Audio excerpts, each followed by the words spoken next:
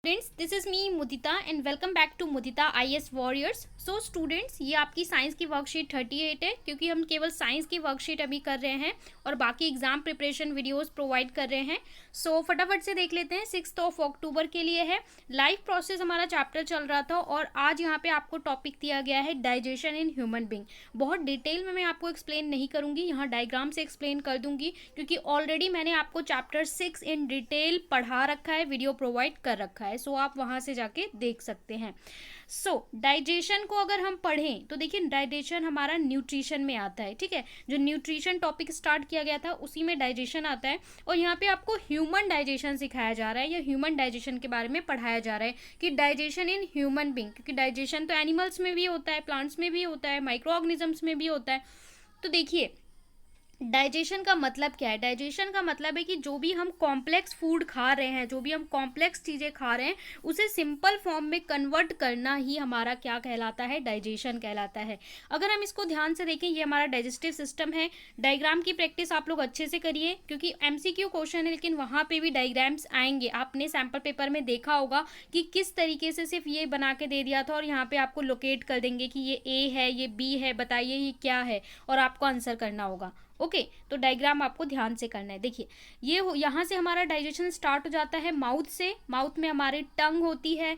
ठीक है, इसके बाद यहाँ पे ये फूड पाइप होता है। फूड पाइप तो इसे हम जनरल भाषा में बोलते हैं, ऐसे इसका नाम होता है ऑसोफेगस।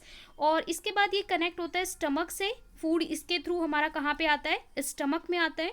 स्टमक से फिर जाता है स्मॉल इंटेस्टाइन में, this is your small intestine, and come to the large intestine. Okay, तो ये पूरा आपका स्ट्रक्चर है। अब यहाँ पे आपका डाइजेशन पढ़ाया जाता है कि डाइजेशन के लिए अलग अलग लेवल पे वहाँ पे डाइजेशन को फास्ट करने के लिए कुछ उसमें एंजाइम्स काम करते हैं। एंजाइम्स क्या होते हैं, जो फूड को डाइजेस्ट करने में हेल्प करते हैं।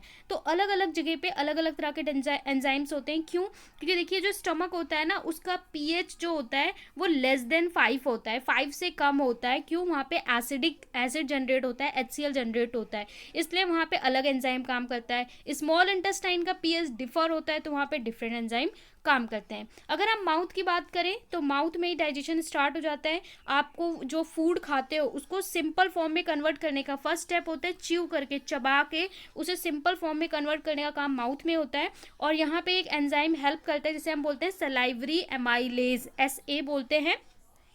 ठीक है, इसके बाद ये हमारा जो यहाँ पे फूड पाइप है, ऑसोफेगस है, यहाँ से जो फूड है वो पेरिस्टेटिक मूवमेंट के थ्रू यहाँ से जाता है और यहाँ पे कोई एंजाइम नहीं होता। इसके बाद स्टमक में हमारा जो खाना है उसको डाइजेस्ट करने के लिए HCl प्रोड्यूस होता है, HCl, ठीक है, हाइड्रोक्लोरिक एसिड। और HCl से हमारा स्टमक डैमेज ना हो, इसलिए यहाँ पे इसके लिए प्रोटेक्शन लेयर होती है। इसके बाद यहाँ से जाता है स्मॉल इंटेस्टाइन में, डाइजेस्टेड पार्ट। अब स्मॉल इंटेस्टाइन में मैक्सिमम जो डाइजेशन है वो कंप्लीट हो जाता है, और जो डाइजेस्टेड फूड है, या फिर आप बोल सकते हो ग्लूकोज है, वो इसकी वॉल्स में कनेक्ट, इसके साथ में जो स्मॉल इंटेस्टाइन के साथ में कनेक्ट वॉल्स होती हैं, नर्व्स होती हैं, उसके थ्रू ब्लड कैपिलरीज के थ्रू हमारी बॉडी में पहुंच जाता है। यहाँ से फिर भी अगर कुछ पार्ट रह जाता है स्मॉल इंटेस्टाइन से, तो वो लार्ज इंटेस्टाइन में जाते हैं और वहाँ पे उसका डाइजेशन होता है। इसके बाद जो अनडाइजेस्टेड फूड है वो अपेंडिक्स के थ्रू, एनस के थ्रू आउट हो जाता है। ओके, सो यही आपको यहाँ पे डिटेल में बता रखा है कि माउथ का क्या फंक्शन होता है। और ऑसोफेगस, वही मैंने आपको बता दिया, पेरिस्टेटिक मूवमेंट के थ्रू फूड जो जाता है जिगजैग तरीके से। इसके बाद स्टमक का बता दिया, स्टमक में आपके गैस्ट्रिक ग्लैंड्स होते हैं, जो गैस्ट्रिक जूस जैसे हाइड्रोक्लोरिक एसिड और पेप्सिन रिलीज करते हैं। म्यूकस प्रोटेक्ट करता है हमें, हमारे स्टमक को। इसके बाद स्मॉल इंटेस्टाइन में बाइल जूस जनरेट होते हैं, और यहाँ पे पेनक्रियाटिक जूस, हमारा जो लीवर होता है ना, लीवर एंजाइम्स रिलीज करता है स्मॉल इंटेस्टाइन के लिए। तो यहाँ पे लिपेज एंड ट्रिप्सिन, दो ऐसे इंपॉर्टेंट एंजाइम हैं जो हेल्प करते हैं। और इसके बाद आपको बताया जाता है कि लार्ज इंटेस्टाइन में क्या फंक्शन होता है। एंड देन यहाँ पे आपको बताया गया है कि माउथ, स्टमक और पेनक्रियाज, माउथ, स्टमक और पेनक्रियाज में कौन कौन से एंजाइम रिलीज होते हैं। यहाँ सलाइवरी एंजाइम होता है, यहाँ पेप्सिन होता है, और यहाँ ट्रिप्सिन और लिपेज होता है। ओके, अब इसके आधार पे आपको 5 क्वेश्चंस दे रखे हैं, तो ये सारे क्वेश्चंस का हम सॉल्यूशन फटाफट से देख लेते हैं। फर्स्ट क्वेश्चन में हमसे बोले नेम एनी वन एंजाइम, कोई एक एंजाइम का नाम बताना है जो प्रेजेंट होता है स्मॉल इंटेस्टाइन में और उसका फंक्शन बताना है। तो trypsin is one enzyme which present in small intestine. Function क्या होता है? Trypsin enzyme to convert protein into simple simple forms, protein को डाइजेस्ट करने का या सिंपल फॉर्म में कन्वर्ट करने का इसका काम होता है। यहाँ पे पेरिस्टैटिक मूवमेंट पूछा है, ये क्या होता है, तो जो ऑसोफेगस होती है, फूड पाइप होती है, यहाँ से हमारा खाना ना कुछ इस तरीके से जिगजैग मूवमेंट में जाता है, तो इसको हम बोलते हैं series of wave like muscles contraction that move food to different processing station, ठीक है, डाइजेस्टिक ट्रैक से, तो इसी को हम बोलते हैं पेरिस्टैटिक मूवमेंट। सो इसको आप फटाफट से नोट डाउन करेंगे, ठीक है। और इसके बाद हमारे थर्ड क्वेश्चन में बोला है कि एसिड का रोल क्या होता है स्टमक में।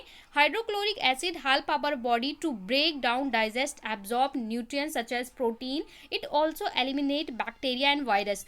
स्टमक में कुछ जो बैक्टीरिया वायरस हमारे लिए हार्मफुल होते हैं उसको भी किल करने का काम करता है, साथ में डाइजेशन में हेल्प करता है और प्रोटेक्ट करता है हमें इन्फेक्शन से, और HCl से हमारा बॉडी जो है वो इफेक्ट ना हो इसके लिए वहाँ पे म्यूकस होता है। सो ये आपका थर्ड आंसर है। फोर्थ में बोला है how is it small intestine digest absorb food. Small intestine कैसे डाइजेस्ट करता है। The small intestine has million of tiny villi like structure, जिसे हम विली बोलते हैं, ठीक है, बहुत सारे उंगलियों की तरह स्ट्रक्चर होते हैं।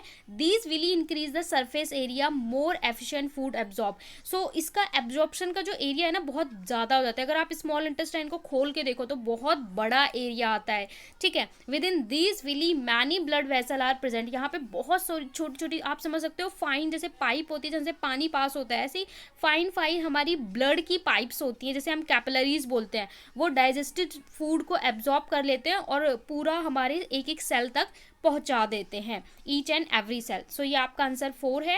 एंड फिफ्थ में आपसे बोला है लेबल करना है और डायग्राम बनाने, तो इस डायग्राम को मैंने भी आपसे बोला है कि आपको अच्छे से पता होना चाहिए। इसे ऑसोफेगस बोलते हैं, stomach, small intestine, large intestine, ठीक है, पैनक्रियाज, लीवर। सो ये सारी चीज़ों को आपको लोकेट करना है। तो ये थी आपकी वर्कशीट। आई होप आपको समझ में आ गई हो। वीडियो को ज़रूर लाइक करें, शेयर करें, और अगर आपने बेल आइकन को प्रेस नहीं किया है तो बेल आइकन ज़रूर प्रेस कर दें।